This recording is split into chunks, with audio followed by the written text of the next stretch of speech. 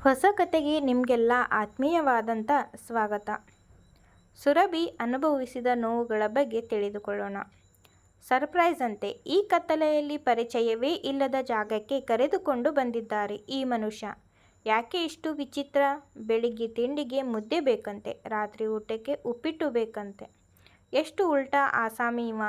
ಇವತ್ತು ನನ್ನ ಹುಟ್ಟುಹಬ್ಬ ಎಂಬುದನ್ನು ಮರೆತು ಹೋಗಿದ್ದಾರೆ ಎನಿಸುತ್ತದೆ. ಮರಗುಳಿ ಮಹಾರಾಣಿಯವರು ನನ್ನ ಜಪ ಮಾಡಿದ್ದು ಮುಗಿದಿದ್ದರೆ ಕಾರಿನಿಂದ ಇಳಿದು ಬರ್ತೀರಾ? ಬರ್ತೀನಿ, ಇನ್ನೆಲ್ಲಿಗೆ ಹೋಗಲಿ ಮಾರಾಯ. ಕಾರಿನಲ್ಲಿ ಕುಳಿತು ಕುಳಿತು ಬೆನ್ನು ನೋವು ಬಂದಿದೆ ಎನ್ನುತ್ತಾ ಸುರಭಿ ಕಾರಿನಿಂದ ಇಳಿದಳು.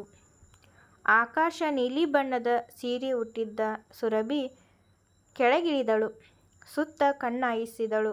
ಆಸಾಮಿ ಪುನಃ ಮಾಯವಾಗಿದ್ದ. ಅಲ್ಲ, ಇವನೇನು ಜಾದೂಗಾರನಾ? ಇಲ್ಲ ಮಾಯಗಾರನಾ? ಶತ್ರು ಅವರು ಕತೆಯಲ್ಲಿ ಬರುವ ಶತ್ರು ಪಾತ್ರದಂತೆ ಜಾದೂ ಮಾಡುತ್ತಾನಲ್ಲ. ನಾನೇನಾದರೂ ಅಪ್ಪಿತಪ್ಪಿ ಅರ್ಧ ಮನುಷ್ಯ ಅರ್ಧ ಮೋಹಿನಿಯಂತಹ ವ್ಯಕ್ತಿನ ಪ್ರೀತಿಸಿಬಿಟ್ಟೆನಾ? ಎಲ್ಲಿ ಹೋದ್ರು ಇವರು? ಸುರಭಿ ಗೊಣಗುತ್ತಾ ನಿಂತಿದ್ದಳು. ಹಿಂದಿನಿಂದ ಇವಳನ್ನು ನೋಡುತ್ತಾ ನಗುತ್ತಾ ನಿಂತಿದ್ದ ದರ್ಪಣ ಜಾದೂಗಾರನೂ ಅಲ್ಲ, ಮಾಯಗಾರನೂ ಅಲ್ಲ. ಹಿಂದೆ ತಿರುಗಿದರೆ ಕಾಣುತ್ತಿದ್ದೆ. ಯಾವಾಗಲೂ ಹೀಗೆ ವಟ ವಟ ಎಂದಿದ್ದರೆ ಸಮಾಧಾನ ಇಲ್ಲವಾ ನಿನಗೆ? ಎಂದು ಕಾರಿನ ಹಿಂಬದಿಯ ಡಿಕ್ಕಿ ತೆಗೆದು ಕುಳಿತುಕೊಂಡ. ಕಾಲು ಇಳಿಬಿಟ್ಟ. ಸುರಭಿ ಇವನ ಎದುರು ಬಂದು ನಿಂತು ದುರುಗುಟ್ಟಿ ಕಿವಿ ಹಿಂಡಿದಳು. ಬಿಡೆ ಶೂರ್ಪಣಖಿ, ಇದು ಸರ್ಪ್ರೈಸಾ? ಎನ್ನುತ್ತಾ ಪಕ್ಕದಲ್ಲಿ ಕುಳಿತು ದರ್ಪಣ ಹೆಗಲಿಗೆ ತಲೆ ಇಟ್ಟಳು. ಆ ದೇವರು ಮಗುವಿಗೇಕೆ ಮಗುವೆಂದು ನಿರ್ಧಾರ ಮಾಡಿದ್ದಾನೆ ಎನಿಸುತ್ತದೆ ಎಂದ ಸುರಭಿಯ ಕಣ್ಣು ತುಂಬಿತು. ಸಂತೋಷದ ಗಳಿಗೆಯಲ್ಲಿ ಆ ಮಾತು ಬೇಡ ಸುಬ್ಬಿ. ಆ ದೇವರು ಇದ್ದಾನೆ. ಅದಕ್ಕಿಂತ ಹೆಚ್ಚು ನನ್ನಮ್ಮ ಇದ್ದಾರೆ ನಿನ್ನ ಜೊತೆ. ಯಾಕಿಷ್ಟು ತಲೆ ಕೆಡಿಸಿಕೊಳ್ಳುವೆ ಎಂದು ಸುರಭಿಯನ್ನು ಮಡಿಲಲ್ಲಿ ಮಲಗಿಸಿಕೊಂಡು ದರ್ಪಣ ದಡ್ಡು ಅತ್ತೆ ಈ ಕುರಿತು ಏನೂ ಹೇಳುವುದಿಲ್ಲ.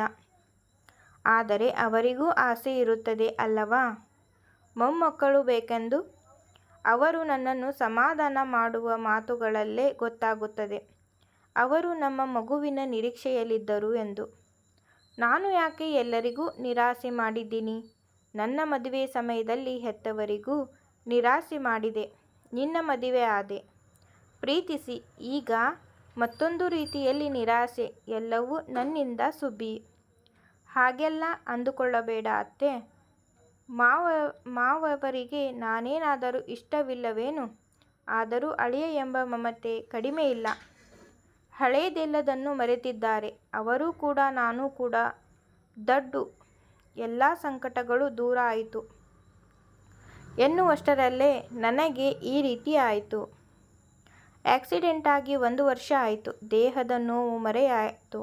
ಈಗ ನಾನೊಬ್ಬಳು ವ್ಯರ್ಥ ಹೆಣ್ಣು ಎಂಬ ಕಹಿ ಸತ್ಯ ಪ್ರತಿಕ್ಷಣ ನೋಯಿಸುತ್ತಲಿದೆ.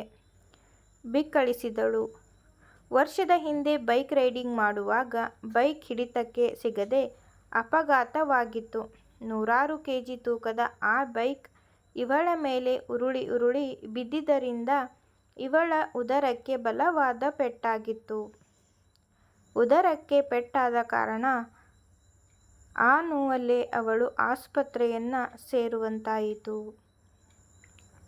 ಸುರಭಿ ಆಸ್ಪತ್ರೆ ಸೇರಿದ ಮೇಲೆ ಗೊತ್ತಾದ ವಿಚಾರ, ಹೊಟ್ಟೆಯಲ್ಲಿ 1 ತಿಂಗಳ ಮಗು ಸಮೇತ ಗರ್ಭಕೋಶವೇ ಹರಿದಿತ್ತು ಎಂಬುದು. ಗಮನಿಸದೆ ಸುರಭಿ ತಪ್ಪು ಮಾಡಿದಳು. ಆ ಸಮಯದಲ್ಲಿ ಸುರಭಿ ಪಟ್ಟ ನೋವು, ಸಂಕಟ ಯಾರಿಗೂ ಕೇಳಲಾಗದಷ್ಟು. ದರ್ಪಣನ ತಾಯಿ ಸುರಭಿಯನ್ನು ಸ್ವಂತ ಮಗಳಂತೆ ನೋಡಿಕೊಂಡಿದ್ದರು. ಪರಿಣಾಮವಾಗಿ ಸುರಭಿ ಮಾನಸಿಕವಾಗಿ ಹಾಗೂ ದೈಹಿಕವಾಗಿ ಚೇತರಿಸಿಕೊಳ್ಳಲು ಪ್ರಾರಂಭಿಸಿದರು. ಆ ಅತ್ತೆ ಮಗಳಂತೆ ನೋಡಿಕೊಂಡಿದ್ದರಿಂದ ಅವಳು ಬೇಗ ಚೇತರಿಸಿಕೊಳ್ಳಲು ಸಾಧ್ಯವಾಗಿತ್ತು. ಅವಳು ಬೇಗ ಹುಷಾರಾದಳು. ಆದರೆ ಯಾವಾಗಲೂ ಕಾಡುವ ಕಣ್ಮರೆಯಾದ ತಾಯ್ತನ ಹಾಗೂ ಸುರಭಿ ಹೋದ ಕಡೆಯಲ್ಲೆಲ್ಲ ಕೇಳಿ ಬರುವ ಮಾತುಗಳನ್ನು ಕೇಳಿ ಸಹಿಸಲಾರದೆ ಕೊರಗುತ್ತಿದ್ದಳು. ದರ್ಪಣ ಎಷ್ಟೇ ಪ್ರಯತ್ನಪಟ್ಟರೂ ಜನರಾಡುವ ಮಾತುಗಳನ್ನು ನಿಲ್ಲಿಸಲು ಸಾಧ್ಯವಾಗಲಿಲ್ಲ. ಅದರಿಂದ ದರ್ಪಣ ಹೊಸದೊಂದು ಆಲೋಚನೆಯೊಂದಿಗೆ ಸುರಭಿಯ ಹುಟ್ಟುಹಬ್ಬದಂದು ಮರೆಯಲಾಗದ ಉಡುಗೊರೆ ಕೊಡಲು ನಿರ್ಧರಿಸಿದ್ದ. ಸುಬ್ಬಿ, ನಿದ್ರೆ ಬಂತಾ? ನಿದ್ರೆ ಹೇಗೆ ಮಾಡ್ಲಿ? ಇವತ್ತು ನನ್ನ ಹುಟ್ಟಿದಬ್ಬ ಅಲ್ವಾ?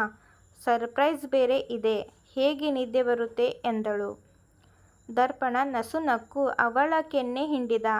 ಗಡಿಯಾರದ ಮುಳ್ಳು 12 ಗಂಟೆ ತೋರಿಸಿದಾಗ ಮಡಿಲಲ್ಲಿ ಮಲಗಿದ್ದ ಸುರಭಿಯನ್ನು ಎಬ್ಬಿಸಿ ಶುಭಾಶಯ ತಿಳಿಸಿದ.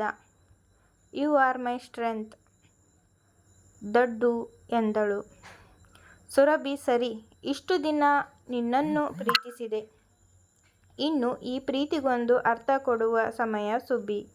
ಯಾವತ್ತೂ ನೀನು ಅಳಬಾರದು. ಹಾಗೆ ನೋಡಿಕೊಳ್ಳುವ ಜವಾಬ್ದಾರಿ ನನ್ನದು. ಬಾ, ನಮ್ಮ ಬಾಳಿನ ಮೊದಲ ಪಯಣ ಈಗ ಶುರು ಮಾಡೋಣ ಎಂದು ಹೇಳಿ ದರ್ಪಣ ಕಾರಿನಲ್ಲಿ ಕುಳಿತ. ಇದೇನು ಸರ್ಪ್ರೈಜಾ? ಇಷ್ಟು ದೂರ ಬರುವುದು, ವಿಶ್ ಮಾಡುವುದು? ನಗುತ್ತಾ ಸುರಭಿ ಕಾರಲ್ಲಿ ಕುಳಿತಳು. ಸುರಭಿ ನಿದ್ರೆಗೆ ಜಾರಿದಳು. ದರ್ಪಣ ಕಾರು ಚಲಾಯಿಸಿದ. ಗಂಟೆ 6. ಸುರಭಿ ಎದ್ದಳು. ಸುರಭಿಯನ್ನು ಎಬ್ಬಿಸಿದ. ಮೈ ಮುರಿಯುತ್ತಾ ಕಣ್ಣಿಟ್ಟ ಹುಡುಗಿ ಎದುರು ನಿಂತಿದ್ದವರನ್ನು ನೋಡಿ ಓಡಿ ಹೋಗಿ ತಬ್ಬಿದಳು. ಅಮ್ಮ, ಅಪ್ಪ. ಸುರಭಿ, ಹೇಗಿದ್ದೀಯಾ? ಸುರಭಿಯ ತಾಯಿ ಮುದ್ದಾಡಿದರು. ಅದೇನು ಅಂತ ಪ್ರಶ್ನೆ ಕೇಳುತ್ತೀಯಾ? ಅಳಿಯಂದ್ರು ಇರುವಾಗ ಚೆನ್ನಾಗಿಯೇ ಇರುತ್ತಾಳೆ ಎಂದರು ಇವಳ ತಂದೆ. ಅಷ್ಟು ಚೆನ್ನಾಗಿ ನೋಡಿಕೊಳ್ಳುತ್ತಾರೆ ನಮ್ಮ ಅಳಿಯಂದ್ರು. ಹೀಗಿರುವಾಗ ನೀನು ಕೇಳುವುದು ತಪ್ಪಾಗುತ್ತದೆ ಎಂದಳು. ದರ್ಪಣನನ್ನು ಪ್ರೀತಿಸಿದ ವಿಚಾರವನ್ನು ಸುರಭಿ ಮನೆಯಲ್ಲಿ ಹೇಳಿದಾಗ ಮೊದಲು ತಕರಾರು ಎತ್ತಿದ್ದೇ ಇವಳ ತಂದೆ ಸುರಭಿ. ಕಷ್ಟದಲ್ಲಿದ್ದಾಗ ಅವಳನ್ನು ನೋಡಿಕೊಂಡ ರೀತಿಯನ್ನು ಕಣ್ಣಾರೆ ನೋಡಿ ದರ್ಪಣನಂತಹ ಹುಡುಗನನ್ನು ಸ್ವಂತ ನಾವೇ ಹುಡುಕಿದರೂ ಸಿಗುತ್ತಿರಲಿಲ್ಲ ಎಂದುಕೊಂಡು ಹಿಂದೆ ಆಡಿದ ಮಾತುಗಳಿಗೆ ಪಶ್ಚಾತ್ತಾಪ ಪಟ್ಟಿದ್ದರು. ದರ್ಪಣ ಮೇಲೆ ಗೌರವ, ಪ್ರೀತಿ, ಅಭಿಮಾನ ಹೆಚ್ಚಾಗಿತ್ತು. ಅಪ್ಪ, ಅಮ್ಮ, ನೀವಿಬ್ಬರು ಇಲ್ಲಿ ಏನು ಮಾಡುತ್ತಾ ಇದ್ದೀರಿ? ಇವತ್ತು ನಿನ್ನ ಹುಟ್ಟಿದ ದಿನ ಅಂದ್ಮೇಲೆ ಹಾಗಾಗಿ ಅಳಿಯಂದ್ರು ಎಲ್ಲರನ್ನೂ ಬಿಟ್ಟು ಸೇರಿದ್ದಾರೆ. ನಿನ್ನ ಅತ್ತೆಯೂ ಇನ್ನೇನು ಬರ್ತಾರೆ. ಸುರಭಿಯ ತಾಯಿ ಗಿರಿಜಾರವರು ಹೇಳಿದರು. ಇದ್ಯಾ ವಿಚಾರ ದಡ್ಡು? ಇದೇನಾ ನಿನ್ನ ಸರ್ಪ್ರೈಸ್? ಖುಷಿಯಲ್ಲಿ ಕುಣಿದಾಡಿದಳು ಸುರಭಿ. ಸರಿ, ಬನ್ನಿ ಎಲ್ಲರೂ ಎಂದು ದರ್ಪಣ ಕಾರಿನ ಬಳಿ ಹೊರಟ. ಸುರಭಿ ತನ್ನ ತಂದೆ ತಾಯಿಯ ಜೊತೆ ಮಾತನಾಡುತ್ತಾ ಖುಷಿಯಲ್ಲಿದ್ದಳು. ಸುರಭಿ ಮರಳಿ ಮಗುವಾಗಿದ್ದಳು. ದರ್ಪಣ ಕಾರನ್ನು ಒಂದು ಆಶ್ರಮದ ಎದುರು ನಿಲ್ಲಿಸಿದ. ಎಲ್ಲರೂ ಕೆಳಗಿಳಿದರು. ಆಶ್ರಮಕ್ಕೆ ಬಂದು ಅಲ್ಲಿ ಇರುವ ಮಕ್ಕಳನ್ನು ನೋಡಲು ಶುರು ಮಾಡಿದರು. ಏನಪ್ಪ ದರ್ಪಣ, ದೇವಸ್ಥಾನಕ್ಕೆ ಎಂದು ಹೇಳಿ ಇಲ್ಲಿಗೆ ಕರೆದುಕೊಂಡು ಬಂದಿದ್ದೀಯಾ? ಗಿರಿಜಾರವರ ಪ್ರಶ್ನೆ. ಅತ್ತೆ, ಇದು ಕೂಡ ದೇವಸ್ಥಾನನೇ ಅಲ್ವಾ? ನಗುಮೊಗದಿಂದ ಉತ್ತರಿಸಿದ ಸುರಭಿ ಮೌನವಾಗಿ ಎದುರಿದ್ದ ಆಶ್ರಮವನ್ನು ನೋಡುತ್ತಾ ನಿಂತಳು. ದರ್ಪಣ ಸುರಭಿಯ ಕೈ ಹಿಡಿದು ಒಳ ಕರೆದುಕೊಂಡು ಹೊರಟ. ಒಳಗಡೆ ಹೋಗಿ, ದಡ್ಡು, ಇದೇನಿದು ಇಲ್ಲಿ ಕರೆದುಕೊಂಡು ಬಂದಿದ್ದೀಯಾ ಎಂದು ಮಾತನಾಡಲು ಶುರು ಮಾಡಿದ. ಅದಕ್ಕೆ ದಡ್ಡು ಶ್ಶ್ ಎಂದನು. ಎದುರು ದರ್ಪಣರವರ ತಾಯಿ ನಿಂತಿದ್ದರು. ಸುರಭಿಯನ್ನು ತಬ್ಬಿಕೊಂಡು ಅವಳಿಗೆ ಶುಭಾಶಯ ತಿಳಿಸಿದರು. ಇವರಿಬ್ಬರನ್ನು ನೋಡುತ್ತಿದ್ದ ಸುರಭಿಯ ಹೆತ್ತವರು ಭಾವುಕರಾಗಿದ್ದರು. ಅತ್ತೆ, ನೀವು ಇಲ್ಲಿ? ನಿನಗೂ ಇದ್ದ ಕೊರತೆಗೆ ಅಂತ್ಯ ಇದು ಎಂದರು. ದರ್ಪಣನ ತಾಯಿ ಅವರ ಮಾತನ್ನು 2-3 ಬಾರಿ ಗಮನಿಸಿದ್ದಳು. ಸುರಭಿಯ ಮನಸ್ಸಿಗೆ ತಕ್ಷಣ ಹೊಳೆಯಿತು. ಕಣ್ಣೀರು ಉಕ್ಕಿತು. ದರ್ಪಣನನ್ನು ಬಿಗಿಯಾಗಿ ಹಿಡಿದಳು. ದೊಡ್ಡು, ನಿಜಾನಾ? ಇದೇನು ಸರ್ಪ್ರೈಸಾ? ನನಗೆ ಗೊತ್ತಾಯ್ತು ಎಂದಳು. ಸುಬ್ಬಿ, ಇವತ್ತು 2 ಮಕ್ಕಳಿಗೆ ನಾವಿಬ್ಬರು ತಂದೆ ತಾಯಿ ಆಗುತ್ತಿದ್ದೀವಿ ಎಂದನು. ದರ್ಪಣ ಸುರಭಿ ಖುಷಿಗೆ ಪಾರವೇ ಇರಲಿಲ್ಲ. ಎಲ್ಲರೂ ಆಶ್ರಮದ ಆಫೀಸಿನ ಒಳ ಹೋದರು. ತಂದೆ ತಾಯಿ ಇಬ್ಬರು ಇಲ್ಲಿ ಬಂದು ಕುಳಿತುಕೊಳ್ಳಿ, ದತ್ತು ಸ್ವೀಕಾರಕ್ಕೆ ಸಹಿ ಮಾಡಬೇಕು ಎಂದರು. ಸರೋಜಿನಿರವರು ಆಶ್ರಮದ ಮುಖ್ಯಸ್ಥರು. ಸುರಭಿ ಹಾಗೂ ದರ್ಪಣ ಕುಳಿತುಕೊಂಡರು. ಸುರಭಿ ನಡುಗುತ್ತಲೇ ಸಹಿ ಮಾಡಿದಳು. ದರ್ಪಣನ ತಾಯಿ ಸುರಭಿ ಮಡಲಿಗೆ ಅವಳ ಮಗುವನ್ನು ಕೂರಿಸಿದರು. 1 ವರ್ಷದ ಹೆಣ್ಣು ಮಗು ಕಿಲಕಿಲ ನಗುತ್ತಾ ಅವಳನ್ನು ತಬ್ಬಿತು. ಸುರಭಿಯ ಮಮತೆಯ ಕಟ್ಟೆ ಒಡೆದು ಬಿಕ್ಕಳಿಸಿದಳು. ನನ್ನ ಮಗು, ನನ್ನ ಮಗು ಎನ್ನುತ್ತಾ ಮುತ್ತಿನ ಮಳೆಗೈದಳು. ಮತ್ತೊಂದು 6 ವರ್ಷದ ಚಿನಕುರುಳಿ ಗಂಡು ಮಗು ಎಲ್ಲರನ್ನೂ ತಳ್ಳಿಕೊಂಡು ಒಳ ಬಂದಿತು. ಇಲ್ಲಿ ಎಷ್ಟೊಂದು ಜನ ಇದ್ದೀರಲ್ಲ, ಇದರಲ್ಲಿ ನನ್ನ ಅಮ್ಮ ಯಾರು? ಸ್ವಲ್ಪ ನನಗೆ ಪರಿಚಯ ಮಾಡಿಕೊಡಿ ಎಂದಿತು. ಇವನ ಮಾತಿಗೆ ಎಲ್ಲರೂ ನಕ್ಕು ಸುರಭಿಯ ಕಡೆಗೆ ತೋರಿಸಿದರು. ಅವಳ ಬಳಿಗೆ ಹೋದ ಹುಡುಗ, ಹೂ, ನೀವೇನಾ ನನ್ನ ಅಮ್ಮ? ಇಷ್ಟು ವರ್ಷ ಕಾಯುತ್ತಿದ್ದೆ, ನೀವು ಬಂದು ಕರೆದುಕೊಂಡು ಹೋಗ್ತೀರಾ ಎಂದು. ಯಾಕೆ ಬರಲಿಲ್ಲ? ಇಷ್ಟು ವರ್ಷ ನನ್ನನ್ನೇ ಹುಡುಕುತ್ತಾ ಇದ್ರಾ? ಯಾಕೆ ಅಳ್ತಾ ಇದ್ದೀರಾ? ನಾನು ಸಿಕ್ಕಿದ್ನಲ್ಲ ಎಂದು ತಬ್ಬಿಕೊಂಡ. ಇವನ ಮುಗ್ಧ ಮಾತಿಗೆ ಏನು ಹೇಳಬೇಕೆಂದೇ ತಿಳಿಯದೆ ಸುರಭಿ ಮೂಕಳಾಗಿದ್ದಳು. ಇವನು ಮಹಾನ್ ಘಾಟಿ ಹುಡುಗ. ಪ್ರತಿದಿನ ನಿನ್ನಮ್ಮ ಬರ್ತಾರೆ ಎಂದು ನಂಬಿಸಿ ಸಮಾಧಾನ ಮಾಡ್ತಿದ್ವಿ. ಅದಕ್ಕೆ ಹೀಗೆ ಮಾತನಾಡುತ್ತಿದ್ದಾನೆ ಎಂದರು ಸರೋಜಿನಿಯವರು. ಈ ಘಾಟಿ ಹುಡುಗ ತುಂಬ ಚೆನ್ನಾಗಿ ಕ್ಯೂಟಾಗಿ ಮಾತನಾಡುತ್ತಿದ್ದ. ಸುರಭಿಯ ಮನಸ್ಸನ್ನು ಗೆದ್ದಿದ್ದ ಎಂದು ಹೇಳಬಹುದು. ಆಶ್ರಮದಿಂದ ಮನೆಗೆ ಹೊರಟರು. ಮನೆಗೆ ಮಗುವನ್ನು ಕರೆದುಕೊಂಡು ಬಂದು ಮಗ ಸೊಸೆ ದೃಷ್ಟಿ ತೆಗೆದು ಒಳ ಬರಮಾಡಿಕೊಂಡರು. ಸುರಭಿ ತನ್ನ ಬಳಿ ಇರುವ 2 ಮಕ್ಕಳನ್ನು ಮುದ್ದಾಡಿ ಮಾತನಾಡಿಸುವುದರಲ್ಲೇ ಮುಳುಗಿ ಹೋಗಿದ್ದಳು. ಹೆಣ್ಣು ಮಗುವಿಗೆ ಖುಷಿ ಎಂದು ಗಂಡು ಮಗನಿಗೆ ಅಮರ್ ಎಂದು ಹೆಸರಿಟ್ಟಳು. ಸುರಭಿ ಅಮರ್ ಯಾವಾಗಲೂ ಅಮ್ಮ ಅಮ್ಮ ಎಂದು ಸುರಭಿಯ ಹಿಂದೆ ಹಿಂದೆ ಓಡಾಡುತ್ತಿದ್ದ. ನಿಜಕ್ಕೂ ಇವಳೇ ನನ್ನಮ್ಮ ಎಂದು ನಂಬಿಬಿಟ್ಟ ಸುಬ್ಬಿ. ಸುಬ್ಬಿ, ಹೇಗಿತ್ತು ಸರ್ಪ್ರೈಸ್? ಇನ್ನು ಯಾರೂ ಕೂಡ ನಮಗೆ ಏನೂ ಹೇಳುವುದಿಲ್ಲ. ನೀನು ಯಾವಾಗಲೂ ಖುಷಿಯಾಗಿರಬೇಕು. ಒಂದಲ್ಲ 2 ಮಕ್ಕಳು ನಮಗೀಗ ಎಂದ ದರ್ಪಣ.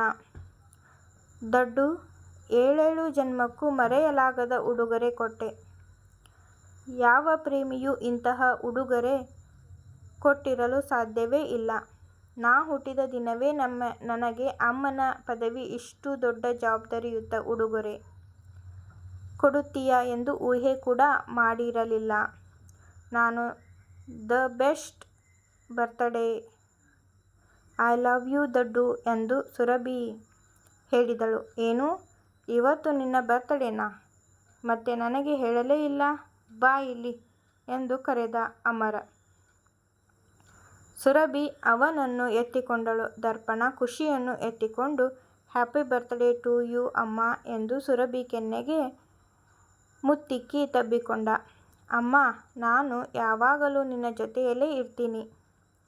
ಆ ಆಶ್ರಮಕ್ಕೆ ಬಿಡಬೇಡ, ಅಲ್ಲಿ ನನಗೊಬ್ಬನಿಗೆ ಬೇಜಾರು ಎಂದ.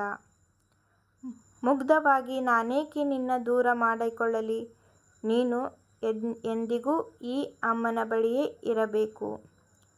ನಾನು ಯಾವತ್ತೂ ನಿನ್ನನ್ನು ಬಿಟ್ಟು ಹೋಗಲ್ಲ ಎಂದಳು.